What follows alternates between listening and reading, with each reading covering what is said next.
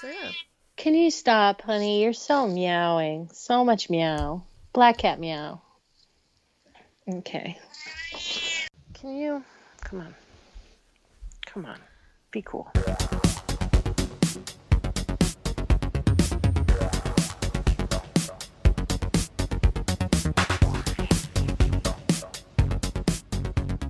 Welcome to the Coven Slumber Party with Ray of Shop 5x5 and Sarah of Calling Corners, where we break down and geek out over the witchy, magical, and mystical media of the 80s, 90s, and more, and try and fill the video store-shaped holes in our hearts.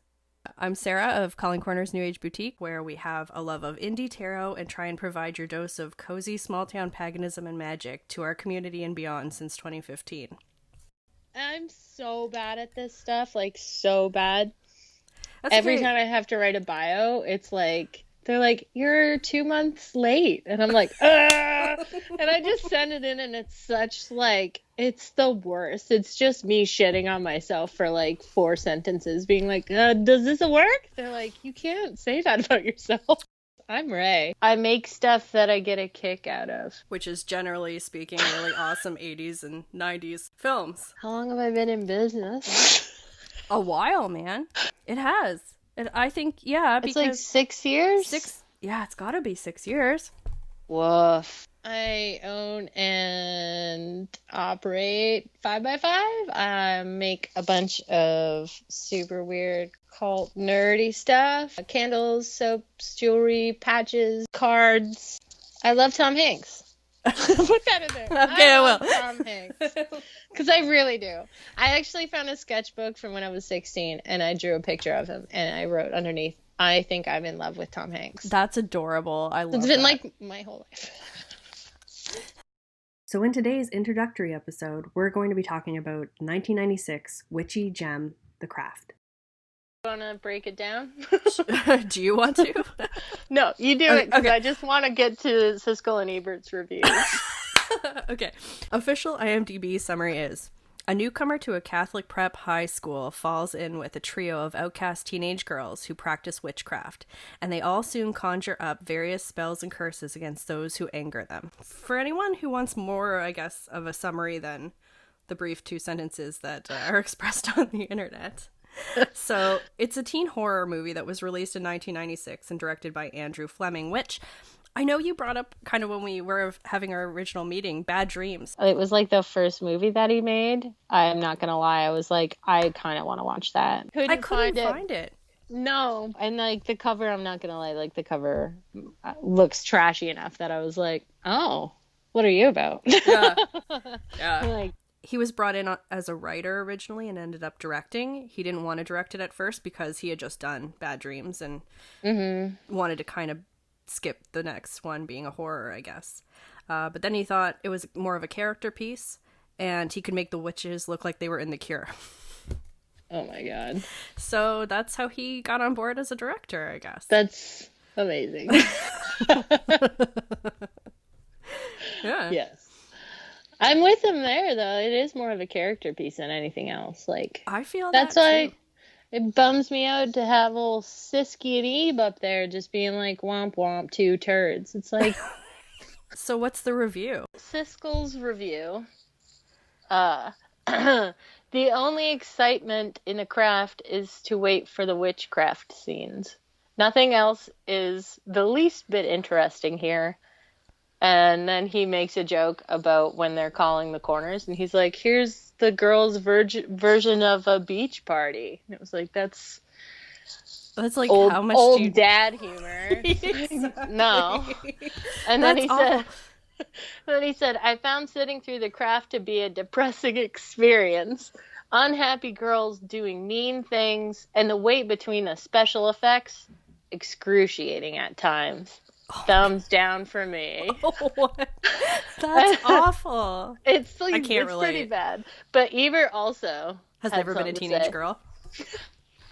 Thank you. That was like, I was like, well, okay. He also said, thumbs down for me too. I was disappointed in it. I did feel like there was a germ of an idea in there, but that these 4 girls could have been made into more typical... In other words, if this had been Clueless plus black magic, then you would have had a movie. I mean, what? Yeah. So they both gave it thumbs down, and I was like, I guess I don't agree with old square white dudes 100% of the time. Shocking. Yeah, right. Also, not their market audience. No, but they also said it had no smart writing and it wasn't fun. That's I was like, untrue. That's bold, dudes. That's bold. Yeah. Like, Clueless, they legit, I know that it's like, they do say it's Carrie meets Clueless on the front of the VHS, but like, he legitimately was like praising Clueless for being like high quality cinema, and that it should have been more like Clueless. It's well acted. The girls are good. The writing is, I think, good. Like, it's what kids would say. 100%. Yeah. Mm-hmm. And the actors they cast, yeah. So they tested over 90 girls for the roles, and they landed on 90s goddesses, as we know.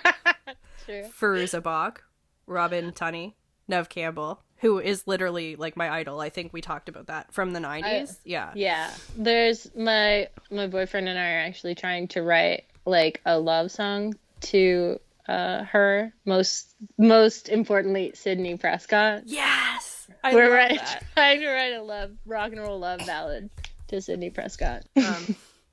And Rachel True, of course. So Rachel True was a tarot reader before she was in the movie. Mm-hmm. So she has kind of like this consistent background with like spirituality and that too. So I think it's really cool right now because she's like actually around my birthday, I think it is. She's publishing a tarot deck and guidebook. Cool. Which is awesome. And she describes it like this, which I thought was cool. A tarot how-to with a Jungian slant / Hollywood memoir. And I was like, oh, that's going to be badass. There's also the bad guys in the movie, though. The Skeet Ulrich is Chris, like the worst dude ever. But he's still so pretty. It's so frustrating. But that's like, I feel like what it was like to be 16. You're like, you're so pretty, but you were like the biggest dick. Oh, 100%. You're so pretty, and hormones are a raging. Yeah. Then Christine Taylor as Laura Lizzie. Yeah. Because, like, I feel she needs a shout out because she was legit terrible. Yeah, all of the bad girls and guy kids were total assholes. Like, just the worst. Like, get away from me. And then Brecken Meyer as Mitt. Like, I think I hate him more than anyone in the movie. Well, he's just such a follower. Yeah. Because at some point, he even starts to, like, hit on Bonnie when she sort of starts to... Yeah. When she walks in a t-shirt and we're supposed to be like, woo, woo! Or whatever. It's the classic, take your glasses off and you're suddenly a babe. Yeah. Trope. Well, let's see. But yeah, he's like, I think I hate him the most in this movie. Even though he says the great line where he, like, calls her a snail trail. He's like, what's that snail trail saying about me? Like, that's hilarious still. Like, I love it. Yeah, he definitely had, like, more of a humorous side for the bad guys in the show. The other ones were a lot more serious and hit on a lot more serious topics. Oh, yeah. You know, her name's Laura Lizzie, right? Yeah. Yeah. So, and what was the name of that? Christine Taylor plays her? Mm-hmm. Yeah. So that's just, like, the straight up racist, like, shitty, like, yeah, just, cool like, the girl. worst. Yeah, she plays, like, an ignorant racist. I heard she had said, and I don't know if you came across that article, it was, like, Entertainment Weekly's oral history of the show, I think is where I saw that. Yeah. Anyway, she kept apologizing to Rachel True after, like, every take, I guess. She just, like, it was really upsetting. Yeah. Which, fair. Yeah, I would definitely not be okay doing that. No. For sure. Especially considering it's not, like, addressed properly or fixed or anything. It's just, like, she's super racist, and then it's just, like, her hair falls out, and then, like, she doesn't learn anything, really. Yeah, that was an intense role. It was just so, it was, like, very two-dimensional, but just so, like, hard still. Yeah. And same with Skeet Ulrich. Like, I mean, there's a lot. I found he was darker in this movie than he was in the other movie, the Scream that he did the same year, right? Yeah, same. And he murders a lot of people in Scream. I know. Like, he's a terrible, terrible dude in Scream. And he's the worst in The Craft. He was so typecast in the 90s. I found out more about the Wiccan consultant. Oh, me too. Good. I got the name wrong. I was one letter off. Pat. Yeah, it's Pat. Pat Devon. I found what I think is an accurate interview with her. It's a really, really old website, though, so I'm just gonna... I take it as being accurate. I saw it in a few other places. I don't know if you maybe came across it, too. Yeah, anyway, just referring back to Rachel True, Pat Devon actually was just like, when they met, and she was giving them all, like, books and references and stuff like that, Rachel True already had a copy of The Spiral Dance, which is a pretty prominent book when you're doing pagan study anyway, in her own collection. Yeah. So I thought that was pretty cool. That is cool. Another thing that she said in the the interview, that reminded me of something you brought up when we last spoke regarding when the movie came out and the ritual at the beach being on May Eve, right? Yeah. So this is a quote from the interview as well, but it kind of like speaks to a little bit more of that. So Pat says, it was my idea to change the beach ritual from a winter solstice with black candles to May Eve with red and multicolored candles, especially when the art department realized that winter solstice scene meant Christmas decorations at the school on Hollywood Boulevard, etc. I'd been trying to figure out how to get Andy to change the scene to Beltane anyway, because I thought the dialogue would be more appropriate and much funnier for pagans, and he filled me, quote, because Beltane's energy is being so appropriate for young women and their blooming sexuality. Yeah, because of course Beltane is very intense, high sex sort of celebration. That is what they ended up going with. Yeah, the Beltane on May Eve. Well, May Day, but for Beltane. But yeah, so that's kind of a cool change. But apparently it was supposed to be the winter solstice, which is interesting. Winter solstice, like, I have an idea of some aspects of it and a basic understanding. But, like, I don't know, symbolically, I don't know what it would be in relation to the girls as opposed to the May Eve. Like, I feel like the May Eve really fits, like, the actual structure and the story and everything. Yeah, and same, like, the winter solstice idea was so left field when I read it, because, like, you know, I call it Yule, like most people, like, that I chat with that are following the pagan wheel of the year sort of thing. People say winter solstice too, but it doesn't, in terms of how I see it and connecting to the film, it has no connection or relatability at all. Beltane was the obvious choice. So I'm glad that they did that. Way to go, Pat! I did do some more digging into, like, the snake in the biz. Oh, yeah. Just because, like, we talked about, like, you know, like, what resonated with us when we were younger and, like, now. It's still sort of the same. Like, I always kind of went for like, Sarah's character. I always was like, yeah, I want to be, like, a powerful source of light. Yeah. And, like, I did then, but now looking at it and, like, with the snake stuff and all of this, like, I'm like, this is actually, there are parallels to my life in this. Yeah. And I thought it was pretty cool, but also, like, kind of weird. Right. Because, like, I've done some, like, guided workshop meditation-y journey stuff to find you told me this before. Your spirit animal and stuff. And, like, the first time I did it was super not cool. I did it with my sister, and I just think that we weren't, like, the right fit for that lady. And my sister is, like, a powerful dame, so we just cried a lot. And we were like, I don't think we're supposed to cry, because everybody else was talking about how they were, like, soaring on eagles and stuff. And we were like, oh, this is not the same. So we did find out that we both picked snakes. And we were like, that's super weird. And then there was another time where it was my sister and my dad did the same sort of idea, and we all got snakes. Wow, it's like a family thing, family tradition. Super weird. That's wild.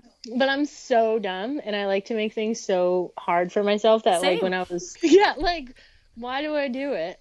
But the second time when I was with my sister and my dad, it started basically like picture yourself in a nice place, an ideal place, and you're like going for a walk. So I pictured it. I was in the woods and there was a trail, and within like 30 seconds, I was like, this goddamn snake keeps trying to get under my boots, and I'm like, I'm gonna step on this snake, and I'm trying to have this spiritual goddamn moment, and I'm trying to get to my spirit animal, and I was like so pissed, and I couldn't, like, the snake just kept going. I eventually was like, it, and I went and had a nap. I just like kind of just like zoned out and had a nap, and then the woman was just like, that's your spirit animal, you idiot. And I was like, all right.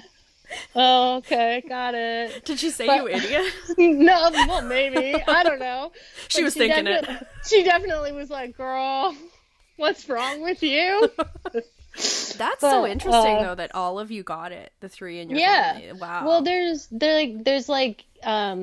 some ties to like healing vibes and stuff on my dad's side, I think, and probably on my mom's too. Yeah, there's some history there, which makes sense. Like now that I was looking into it, where it's like the snake is like very close healing vibes. Yeah. Some of the points that I saw having a snake as like a guide or spirit animal or totem or whatever was that it's to help signify to develop your self-awareness, which I was like, that's bing for the movie and my life. Right. Deeply connected to life force and primal energy, and it's also very closely tied to healing powers and symbolizes important transitions in life because like they're constantly shedding their skin and everything. Yeah, and that makes perfect sense because a lot of the magic use of snake skin is fertility and healing, so it's used still for that. Bada bing. Yeah, I knew there was snake stuff going on, but I never really like caught on to it so much as you did. But there's a lot of it. Like it starts out like I think one of the first scenes has that snake.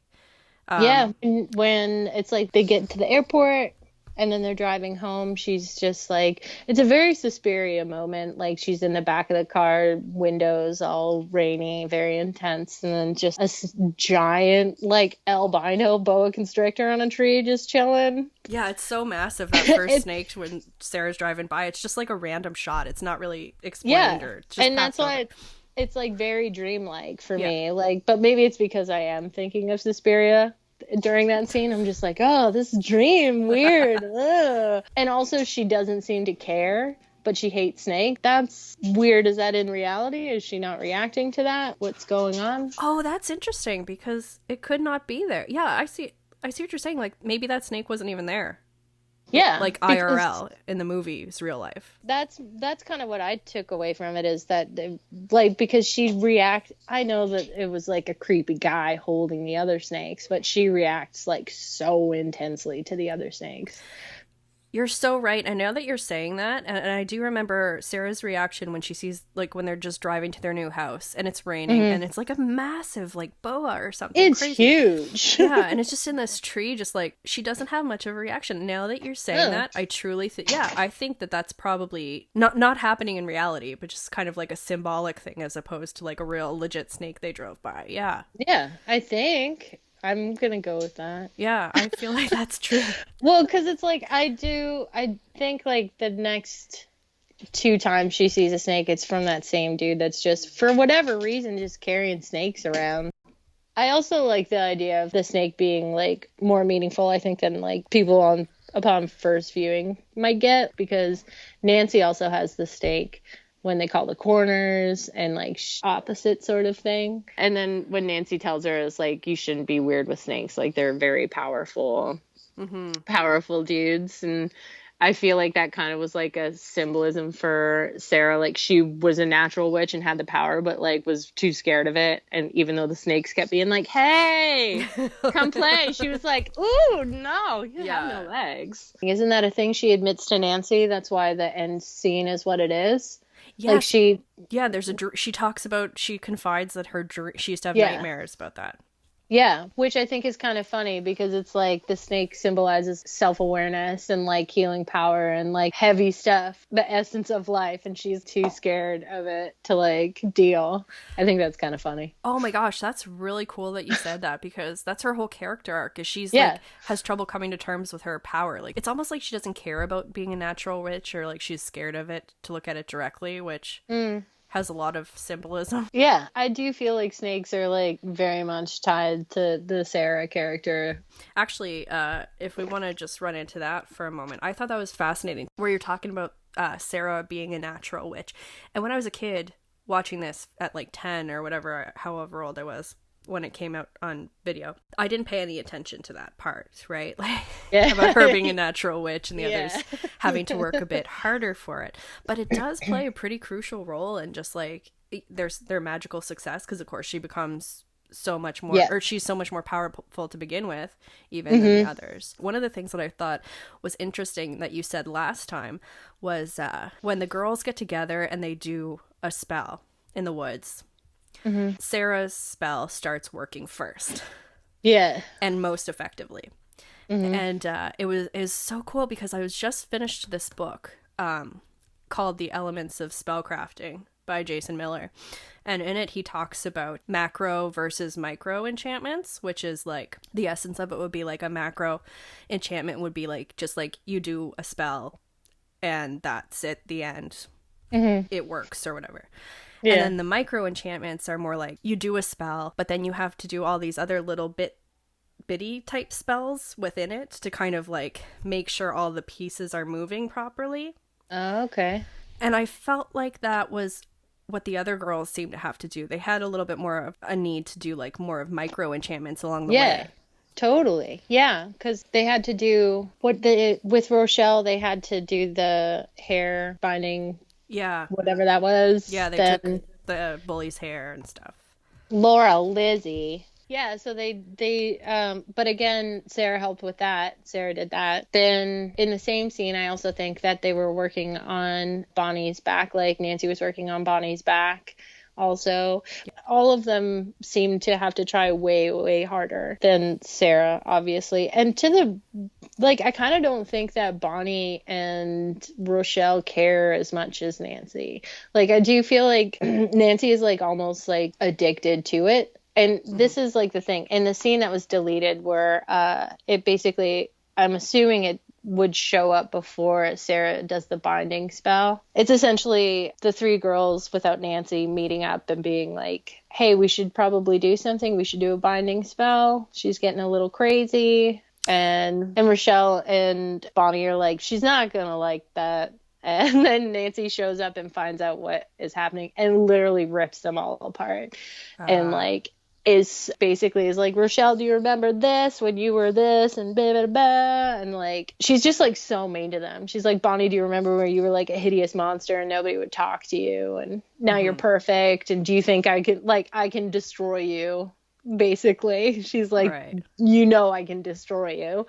And then threatens Sarah and is like, don't mess with me. And like admits a lot as like, I can't believe I leave you here with Sarah for 2 minutes and like you're abandoning me and like everybody else does. And it was like, whoa, this scene like totally explains Nancy. Oh my gosh. 100%. That is Like, wild that didn't make the film, because that's the thing. You're right. Like the cut we get, they turn on a dime, and it doesn't really make sense for their characters. I mean, you're with them because you like the movie and you like the characters, but Yeah. that part is a little odd. That scene makes perfect sense. And it also, here's the thing too, it also feels like that would have made Nancy way more sympathetic character, because although we do get to see her in situations where you're like, oh shit, this is why she's an asshole, I feel like that would have probably done a much better job of articulating that point. Oh man, yeah, she like really lays it all out, and she's like at 110 in the scene. Like, Oh man, Fruza's like so good.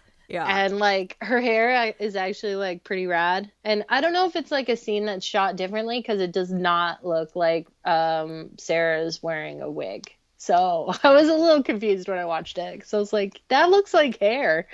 Wow. It's definitely worth a check out. I only have The Craft on VHS, but apparently the deleted scenes are on DVD copies. Yeah, apparently. I haven't seen that, but I know just from your explanation that makes way more sense. So much sense of everything. You're like, oh, okay, real people. In that article I found where Pat Devin talks about her experience a bit there working on the film, she does mention that was one of the script drafts she got, was that the girls all go against Nancy because of how wild she gets, and it's kind of the polar opposite to the movie we ended up with.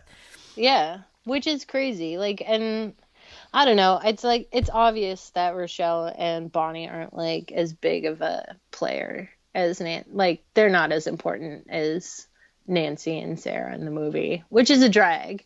Yeah. And maybe I'm being biased or whatever, but they are definitely not like the dudes. They're really, here's the thing. I think ultimately they are there to kind of act as like hype men or like amplifiers to the scenario going on between Nancy and Sarah, because bringing up that quote from the shop owner where she said the only good or bad is in the heart of the witch. Yes. So that's really just Nancy and Sarah's plot, and the other two kind of, you know, amplify that or complement that or whatever, but they do end up being these fantastic characters that people can relate to and have. I mean, I still see like pagans and witches online saying how much Rochelle helped them step into like their power and that sort of thing, or even awesome. Their love of tarot. Yeah, and for me personally, like with Bonnie, like I know again, of course those characters weren't as fleshed out as Sarah and Nancy, but like with Bonnie, like I have a skin picking thing, right? So like when you look at my skin, it's up close, it's not so chill, and so I really related to Bonnie. Do you know what I mean? On that level, because of course her issue was that she had some skin deformities from probably a burn. Yeah, I think one of the things that makes me like say that they're not as important is like they're like more watered down. You know, with Sarah and Nancy, you get like some gray tones in there. Yeah. But I feel like for the most part, Rochelle and Bonnie are just like, we're good, and then we get kind of bad. Actually, that's not true. Rochelle's like towards the end, after Sarah's kind of like, hey guys, like you can't, there's got to be a balance. You can't just keep being wild, smoking cigarettes in this convertible like assholes. Rochelle actually kind of is like, oh yeah. And when she sees Laura like completely bald, even though like Laura is an asshole and it's like, why is this happening to me? What did I do to deserve this? It's like, you're thinking that way. That's why you deserve it, you dick. Like whatever. Yeah. But she does start to feel bad. So there is like, she I think has like a little bit more of a balance than I think I think you're right. Like if you had to like number the depth of each character, she would definitely be ahead of Bonnie in that for sure, because her acting in that movie too, like there's so much nuance to it that like it's so easy to kind of like see more depth in that. And even like the mirror scene when she goes in the bathroom after swim practice and Laura's lost basically all of her hair at that point, and there's a noise and like Rochelle turns and then her reflection turns. It's like that we talked about. That I like that little bit of like, maybe you have an explanation for it. I do not know why it happens, but I dig it. It's such a subtle, nice little and actually holds up special effect. Like, yeah, it's a fantastic, and it's so subtle. It's not like we talked about before. I had only seen it in the last watching, but just going back in the nuance of her acting, or not even her acting, but in that character, I think that probably, if anything, like I could be way off base, but it probably has to do with like that struggle of like, you know, do I just throw caution to the wind? Am I just going to be this badass, or like do I have empathy even though I don't necessarily need to have empathy for these people? It's kind of like a weird parting of the soul, or like the two parts of the soul just really quickly. You know what I mean? And true. Bonnie didn't have anything like that. No, Bonnie just turned into super vain babe. Yeah. It's like, I don't know why she just all of a sudden kind of got, it was like even a little bitchy, I feel. Yeah, she like, wasn't very cool. Yeah, I feel like she started talking to everyone differently, and like It was just like, yeah, I would stop hanging out with you for sure. Like, none of these girls, none of these girls are good friends. Okay. Nancy has a noose in her locker because she's wicked. Yeah, one of the first scenes we get with Nancy is we see them in school together and she pulls a noose out of her locker. I think that's actually a pretty good setup of all the characters. You get an idea. Like Nancy with the noose being like super against any sort of change or like anything happening because Bonnie is reading like in, what is it, the almanac? What almanac? Is she reading? She was probably reading the Farmer's Almanac at the time. Or it could have been a witch's one. I can't remember. Yeah, I can't remember either. But like she's covered up completely, reading it like 2 inches away from her face, super intense, like trying to be positive, being like, "Oh, the 4th is coming." Was it a moon or something? Yeah, she was saying at the beginning it's like a moon or some astrological thing, and she's like, "Oh, that might be the 4th." Yeah. So she's setting it up. Yeah, actually. About the 4th and adding a girl, the 4th girl for their coven to call the corners there, which, side note, is how we got the name of the store. Yay, which is what I love. Not necessarily from the film, but in terms of actually like pagan practice and that sort of thing. Yeah, it was just very cool because, you know, some people say calling the quarters. So when it was in the craft and she said corners, I was like, yeah, that's us. So Pat Devin talked about the girls and adding a 4th and the sort of thing with the elements. It was cool. So this is a quote from the article, her interview. Pat Devin said, "The idea that the girls wanted a 4th so that there would be one to each call one of the corners was mine. Often in my women's circle, we have a different priestess call each corner. I assigned each girl to an element.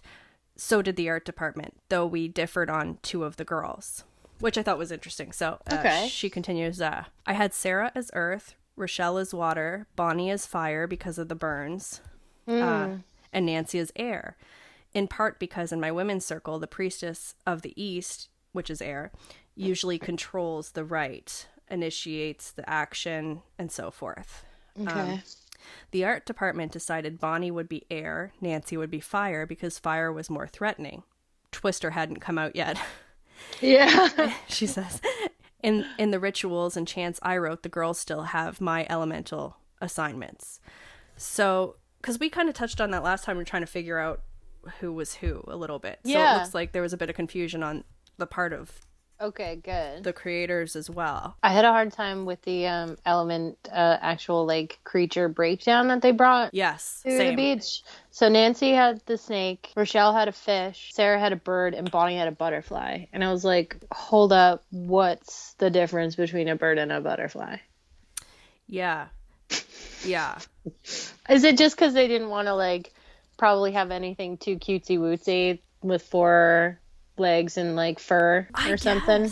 I don't really know. Yeah, because it seems like they had 2 kind of like representations of air instead of they had a water. I mean, I don't know. The snake, I could see how they could represent that as fire, just given like the serpent quality of it. Like when you look at the elementals, you know, you have salamanders for fire and that sort of thing. So I could see how the snake could even be fire. But yeah, it seemed odd. But also, she never really elaborated on the specific animals they brought either. So I'm not sure if that was anything. But like we both read into it. We were like, what the hell? What the heck? Yeah. Also, I thought it was kind of rad. Like I did some digging and found out apparently the beach that they recorded and filmed on, apparently Faruka reached out to like other pagans and other like practicing witches in whatever community existed in 1995 and found out that apparently like pagan practices on that beach were like a no-go. It was not a beach that liked pagan rituals, apparently. Really? Yeah, so they showed up for like to film on day 1, and Fruza got sick, and they had to like shut it all down and came back like a week or 2 later, and had like a bunch of crazy stuff happen. Apparently, like the tide came in way much more than they were expecting. Like, it actually like removed the altar a couple of times and stuff. There's also apparently a time where Nancy was like delivering some lines or whatever, and there's just like a bunch of bats that just like were there. And then I guess it had to be the last take, but as far as I know, it's like they decided like, oh, this is going to be the last take. And as they were filming like the last line of the last take, the power went out. Everything just shut down. Yeah, that's wild. That's weird. It is weird. So... It is weird. But you know what's funny about stuff like that is, well, you know, like on the real pagan practices and the real Wiccan rites and sort of stuff that they were following, you know, you throw a bit of magic around and you have some wacky results, especially when you're throwing in your own ingredients with like the little changes that they made. That, I mean, I can see that.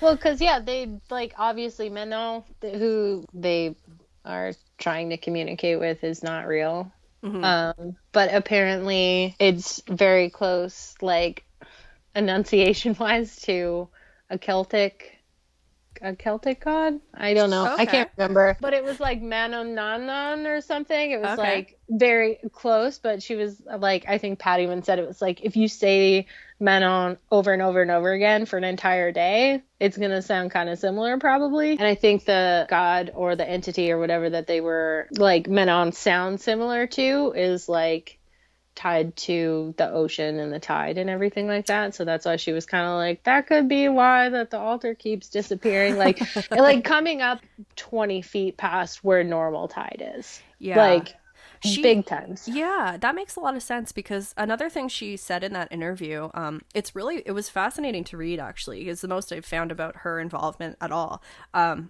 She says something like, people have said Manon is like a lesser water spirit, but she couldn't find, like, that's not anywhere. That's just kind of like word of mouth, I guess, or people have said that there's no like reference for that anywhere that they could find. So that is interesting, because if they were having issues with the water, I'm gonna try to find where I saw it again, but it was like very similar, like if spoken Manon spoken over and over and over again, but like you could start to see how there would be like some similarities vocally. For sure. Yeah, and you know, that's the essence of spell work and stuff like that. You know, words have power. So even if you don't know what the words are, which is like the downfall of so many people in horror movies. I know, Cabin in the Woods, Evil just Dead. Army of Darkness. Like, oops, I read a thing. Oh no, don't know what it means. It's a nothing. I also really enjoyed the bus driver who said watch out for the weirdos. And they're like, save the line. Yeah. But he's dropping them off in like the most pastoral heaven ever. It's like, here you are in like a heaven valley with butterflies dancing. Watch out. That line when she says, like, after, it's like, we are the weirdos, mister. It's like, yeah, you probably are, because there's just, like, deer around and, like, flowers, and that's it. And also on the bus, I'm pretty sure it's just filled with, like, adorable blonde kids. Just being like, boop, boop, boop, boop. And he's like, watch out for the weirdos. It's like, these girls are all dressed in black. And you probably saw, like, daggers and fucking candles falling out of all their bags. Like, they're weird. Yeah. Dude, they're weird. Yeah. Also, where is that bus going? That just stopped that lead, like, here's a field. What?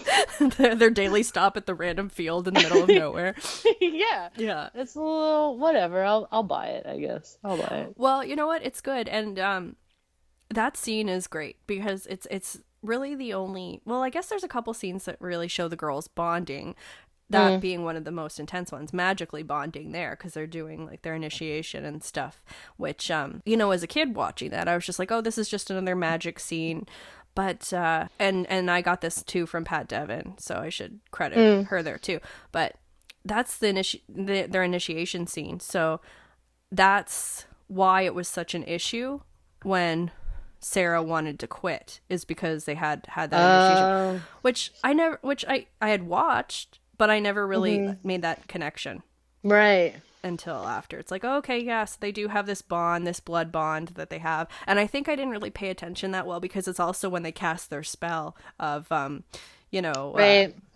Sarah cast her love spell, and Rochelle, yeah, they all cast their spells. So Yeah. yeah. And that's like a really good tell, like, of Nancy's slow but steady descent off the rails. Where Yeah. she's like, everyone else is like, Sarah's like, I want to love myself, but also I want Skeet Ulrich. She's like, I know it's sad. And they're like, yeah, it is sad. Like, Yeah. I'm glad that they don't let it slide. Yeah, pretty chill. Expect that of a 17-year-old girl. Sure. Bonnie's I would have done it. Also, yeah, Actually, totally, I think I did right? do it. Oh, yeah. Oh, that's awesome. I want to know who it is. Yeah, I got a love spell. I'll give you a time period. I got a love spell out of a YM magazine, if you remember YM. Yes! Yes! Yeah. I do. Yeah, grade 8, man. Oh, man. Did it work? Yeah, it did, actually. I feel like that age range, how old are you in grade 8? Like 13 or something? I was younger than everybody, because I'm from Ontario. I was always younger than everybody, so I have no idea. Right. So probably like 12 to 14, I'll say, as somebody who can't remember it all. That's such a potent time. Like, that is like a powerful time, because like you're kind of like going through it mentally and physically and all that. So, you know, and I think that's represented in a lot of movies too, but I think that age range for women is a very potent time magically. If you're getting into magic, you're going to see a lot of results, probably more so than later even, which is unfortunate. But the one thing that the spell didn't include, which I didn't pay attention to, was concluding it.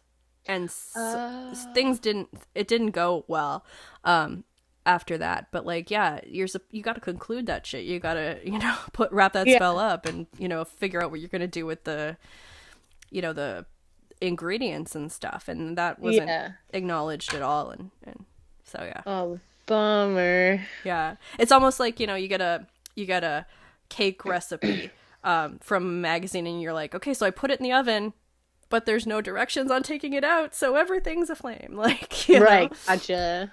Yeah. I really dig that you were like so young and like into it though. That's awesome. I was. I mean, there was an ebb and flow to that, obviously. Like, there was a lot of years I didn't pay attention to it at all. But yeah, I definitely dug in. And when they started interviewing, like, witches and stuff, because that was an article where they were interviewing people that were witches. It's one of the few things I remember from that magazine. Yeah. Yeah. Other than just like outrage. I feel like there was a lot of really good like outrageous photo shoots, but oh yeah, I'm sure there was. And those like advertisements that were scented, I friggin' loved those. Yeah. Bust that open, herbal essences. Oh yeah. Herbal essences. I hope they still exist. I think they do. I think they do too.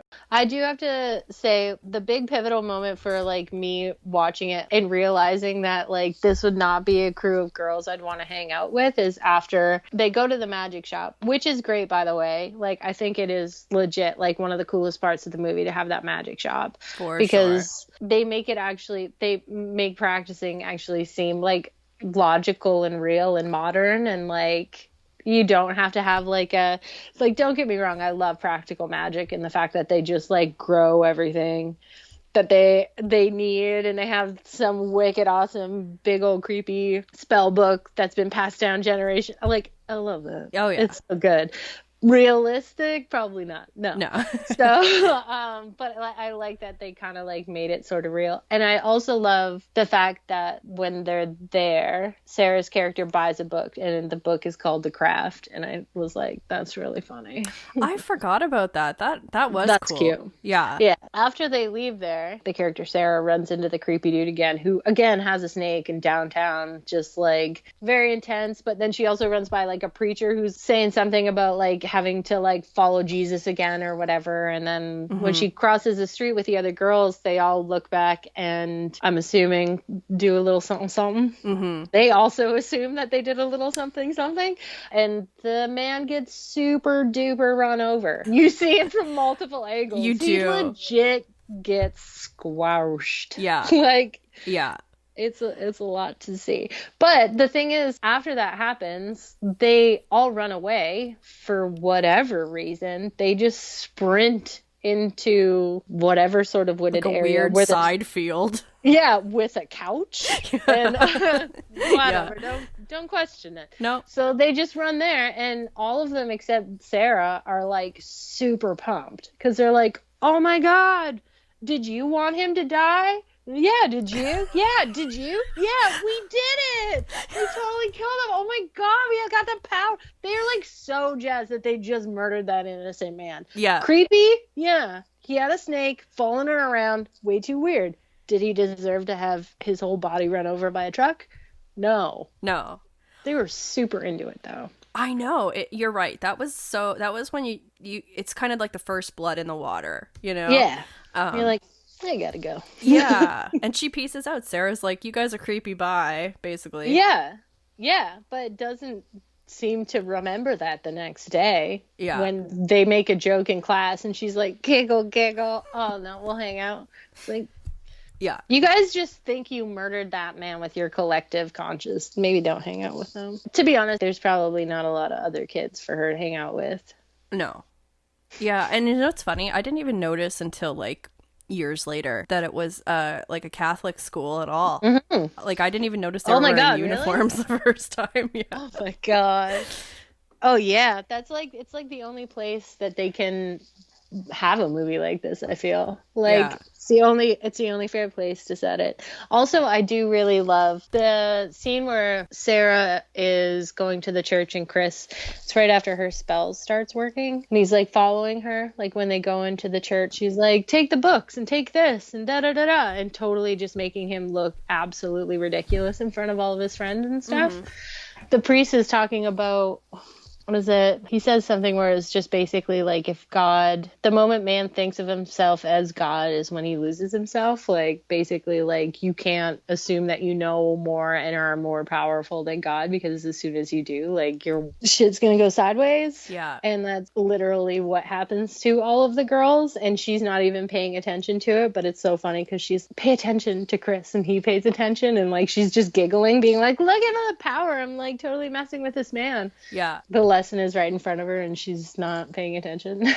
No, it's true. And it is funny because it is such that trope. It's just taking place in a church of like, you know, that 90s, probably 80s too, where it's just like the teacher is teaching the whole thing of the movie to the class. Yeah. It's good. It works. I think that was good writing. Like, I think that's clever and that's nice, and it's just enough to be like, yeah, okay, I understand what's going on without getting beaten over the head with something. Yeah. You know what I mean? No, it's a good method. It's something funny when you find later it is in every movie of that time frame, but it's an effective way. The Fairuza character Nancy, or I'm sorry, not Nancy, but Fairuza as an actress.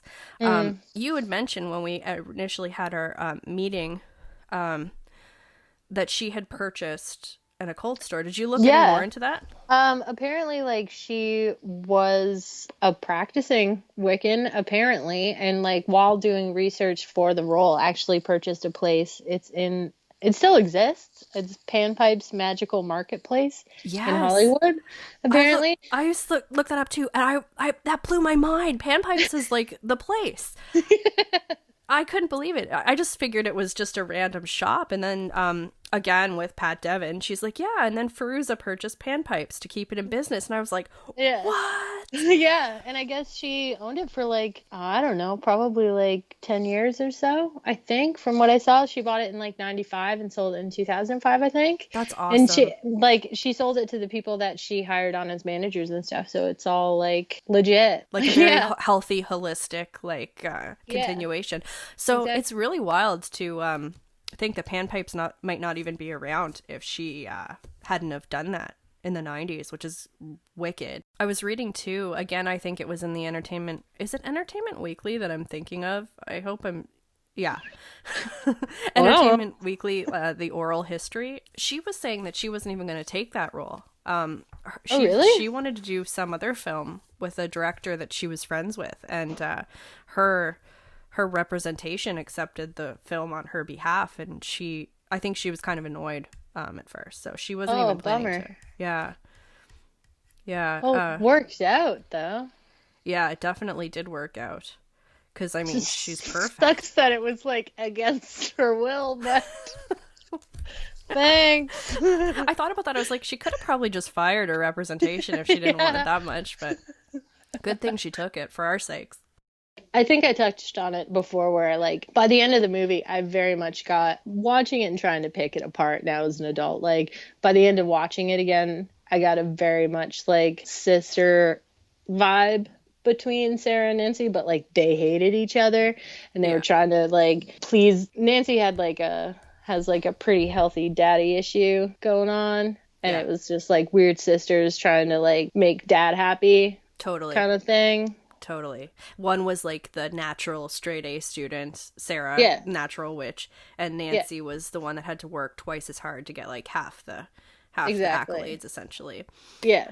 Yeah. Like it starts, like the energy goes up to 11 in that bathroom scene. Yeah. When they're confronting her and basically where they're like, you should probably, if you're thinking about leaving like the circle, like you should probably leave the school and the city.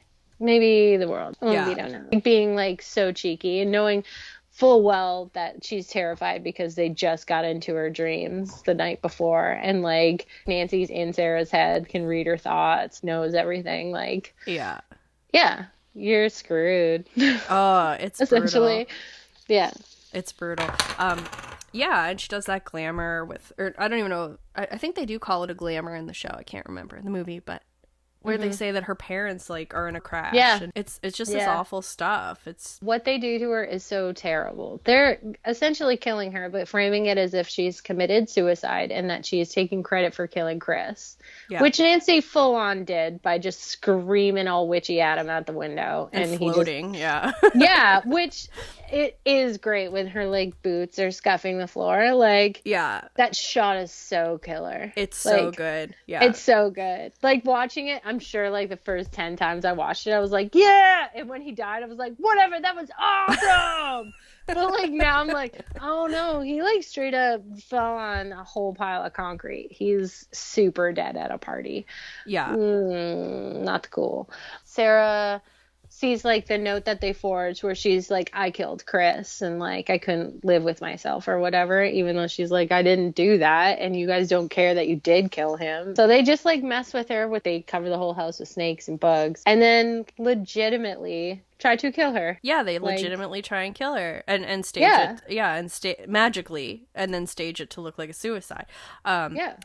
Luckily it doesn't work because Sarah also, like Nancy had previously, is able to invoke the spirit. Then it's more of a level playing field. And then, of course, the other two piece, because they, going back to what we were saying earlier, they don't really have the same power structure as the two of them. And we really get that jealous sisters vibe in its entirety, like you mentioned last time. It is very funny, though, that, like, Bonnie and Rochelle are trying to murder someone.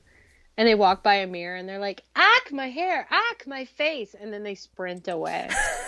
It's like, that's such a good summary. Like, focus. You were just trying to murder your friend. Your face is fine. Your hair is fine. Try not to get caught for murder, you idiots. Like, yeah.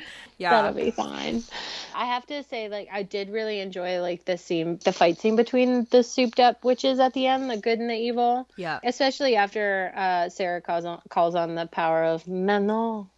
Mm-hmm. I do love how she says it. Like, I know, it sounds so beautiful. Good. Yeah. Once they're like on the equal playing field, they do have that awkward moment where like I very much get the daddy vibes, daddy issues for Nancy, because Sarah says something like, he gave me powers too, and he wants me to tell you something, like he's really mad at you, or like something like you're gonna pay for it here, you're not using what he gave you properly, something like that. Yeah, and then Nancy's just like, oh yeah, and she's like, yeah, and then they just kind of catfight. But with magic. Yeah, it totally breaks down into like just like the bare bones, like jealousy. It just even like they're still floating around, but like the intensity of the battle really is just them slapping each other for a bit and like fighting, like if two sisters got in a fight. If you think about it, like Nancy is probably jealous on so many levels because, okay, so the power level, obviously Nancy has to work a lot harder than Sarah does to get even half the returns. I do think that Nancy was still super into Skeet Ulrich. What else was there? Oh, the fact that Sarah could just call the corners herself, get Manon to like help her out just solo, where Nancy needed all three of them to help her. Yeah. So all of that ultimately. would bug you. Of course. And I think it's weird. I'm very conflicted with the Nancy character, especially after you say that about that cut scene. Yeah. Because it's just like, at the end of the day, it's like the guy she likes Sarah. Her friends like Sarah. Sarah's a more powerful witch than her. Her life situation, although she has all that rain dripping in her house, is her family situation's a lot better. For no reason. I know. The whole movie, just rain dripping through her house. No one cares. But I mean, everything, like, just kind of is against her, and it makes her such a more relatable and definitely a more sympathetic character, even though she ends up doing all this trashy stuff. Like, I don't know, I don't even feel like a lot of the trashy stuff that I can almost to a degree understand what she does and why she does what she does. She's straight up like a not cool human. She makes bad choices, but I can understand. That does not mean like I think it's a good thing. Yeah. Especially at the end, I do have a hard time with. Actually, no, I take it back because I just remembered that awesome scene where like Sarah finally overpowers her and then is trying to bind her. And she's just like, wait. Oh, and then just jumps at her with a giant dagger. Yeah. Never mind. You know what you're doing. Yeah. You're power hungry at this point. Absolute power corrupts. Absolutely. Like she's a perfect example of that. I got it all, and now I'm digging my own grave. It's so true. Yeah, there's a lot of nice lessons kind of sprinkled throughout the film, for sure. Yeah. I guess we're at the end, basically. Yeah. I mean, fight scene. That's the film. And then it ends with, the tree branch falling. We know Sarah still has her powers. I guess that's because she's a natural witch and was being respectful to the powers that were granted to her. The other ones don't. At least they say they don't. And Nancy ends up in, like, a psych ward, I guess. Yeah. Which, apparently, the original ending, according to Pat Devin, was that Nancy was going to die. Oh, dang. In the house. But because of all the crap that she had that kind of makes her somewhat sympathetic, it seemed too harsh, I guess, was the ultimate choice there, which, fair enough, I agree. Yeah. So yeah, I thought that was kind of interesting. And the last scene, which apparently she loved that got cut, was that Sarah was going to be reading in like the outdoors, reading to a group of young girls. And the story was going to come alive kind of as she was talking because she still had her powers, which I thought sounded really beautiful as well. Oh. Yeah. Dang. Why did they not do these things? I don't know. Because that seems like a good ending, and it still kind of gets the point that Sarah... Because, see, they could have not done the tree branch falling. The girls probably... They could have alluded to the fact that the girls just ignore her or something. And then you could still have Sarah reading to a group of young girls, and we would see she was still magical and that she was using it purely for good. Yeah. Yeah. That would have been a lot clearer. Probably. Because you do get like a little bit of a moment when she's like the tree branch. She's like, hold your breath till I call or something like that. It's like, oh, bitch. Yeah. Okay. That was spicy. I would be too awkward to say that. But legit, they super tried to kill her. Yeah. Like, so fair. Yeah. Yeah. Yeah, I would never have been cool enough to say that. I would have been like, don't phone your breath and I'll call. Bye.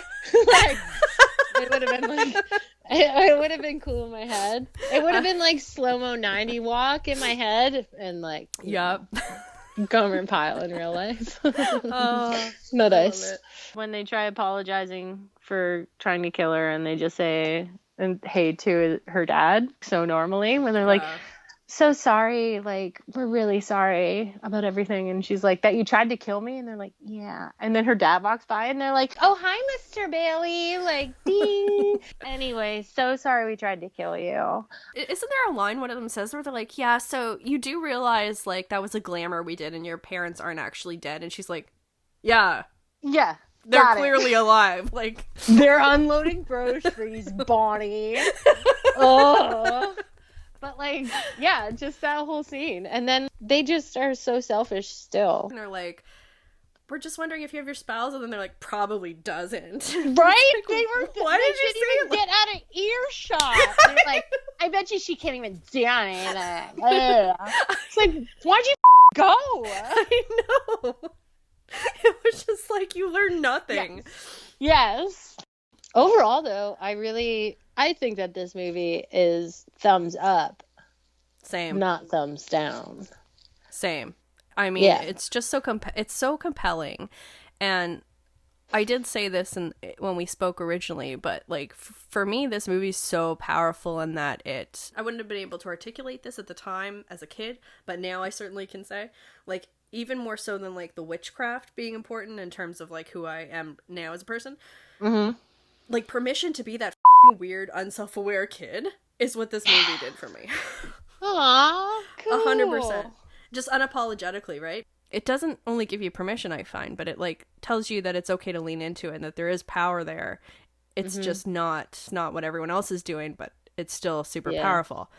Which, I don't know, was pretty good because I never really grew out of that per se. I still feel like I'm the weird kid, you know?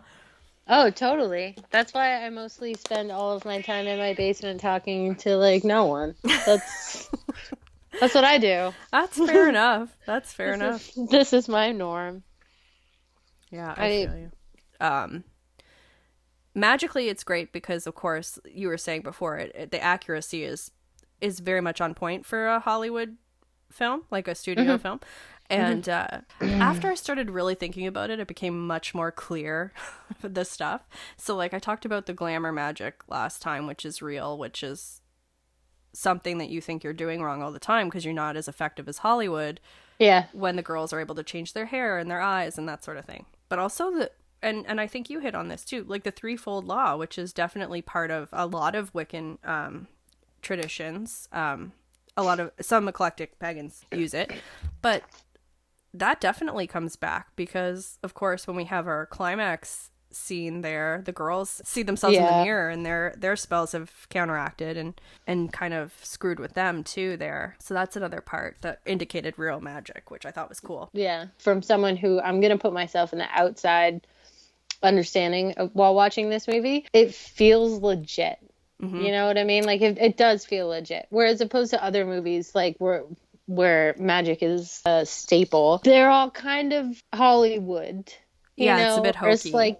It's like a practical magic where they all have brooms and they do their little thing. It's like, oh, you just did that so someone would show up with a vacuum or a Swiffer or something. Like, it doesn't seem as authentic, but like the craft legit does. It does seem very real, and it's because it sort of is. They had like the right knowledge base, and like they did a lot of smart things and got some people in that could actually help and like direct it in a positive, real way. Absolutely. Yeah.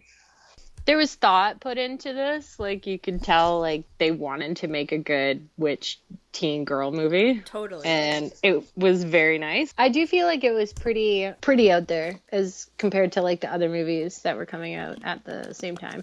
Especially that month. I was going through just, like, Twister, Barbed Wire, that Pamela Anderson movie, Pallbearer that neither of us have seen or remember. It's just, like, whatever. I do feel like this was still kind of a time where all female main cast is kind of unusual. And also they're like strong and powerful and they like know what they want and they try to get it. I feel like that was even more uncommon. Sure, there were like rom-coms and like romance movies. This is like a lot of female energy and a lot of like positive, I'm gonna try to get what I want. Obviously it does not work because of the path that they decide to go down and everything like that. But it's still like they're wanting to make changes in their life. They're wanting to improve. They're wanting to get what they feel like they want and deserve. And they do it. It's kind of rad. And they're supposed to be 17. That's pretty cool. Yeah. Yeah. I obviously was not that when I was 17. Same. Like, at all. No, same. Yeah. So I think that's pretty rad. I think it was definitely ahead of its time, especially with like the witchcraft element and like just the fact that it was young teens. So the one thing I did want to add, which I mentioned, my kind of recommendation, if you like the craft, you might like this. Yeah, so if you like the craft and the friendship dynamics and the female kind of girl gang type deal, you also might like My Best Friend's Exorcism by Grady Hendrix, which I read, I want to say last year. And I don't know if you've seen the cover of this book. I think you would just die if you saw it. Like, you'll love it. You'll love Yeah. it. Yeah, so the Goodreads synopsis for it is: Abby and Gretchen have been best friends since 5th grade, when they bonded over a shared love of E.T., roller skating parties, and scratch and sniff stickers. But when they arrive at high school, things change. Gretchen begins to act different. And as strange coincidences and bizarre behavior start to pile up, Abby realizes there's only one possible explanation. Gretchen, her favorite person in the world, has a demon living inside her. And Abby is not about to let anyone or anything come between her and her best friend. With the help of some unlikely allies, Abby embarks on a quest to save Gretchen. But is their friendship powerful enough to beat the devil? That's awesome. It's so good. Scratch and sniff stickers, legitimately, I was looking at them the other day and I was like, should I make these except now? And I was like, no, Rachel, you should. can't. That'd be badass. How can I make... I feel like they got rid of that technology like 25 years ago. They're like, no one needs this. No, we're fine. You only get 2 scratches and 2 sniffs. It's not worth it. Yeah, it doesn't last too long. Yeah. And also, I might have said that. I don't know if I read it because I was reading really quickly there, but it takes place in the 80s. Yeah, I'm into it. So good. Yeah, and it also has a lot of supernatural elements and like DIY sort of magic stuff, which I personally love. I'm into that. I could give her a go. Yeah. I have different ones. Go for it. Recommendations, I guess. I don't know, for movies, legit, like very similar structure and like vibe. Carrie. But like the original from 1976. Yeah. It gets you the feels. It does, for sure. The revenge kind of aspects. Yeah.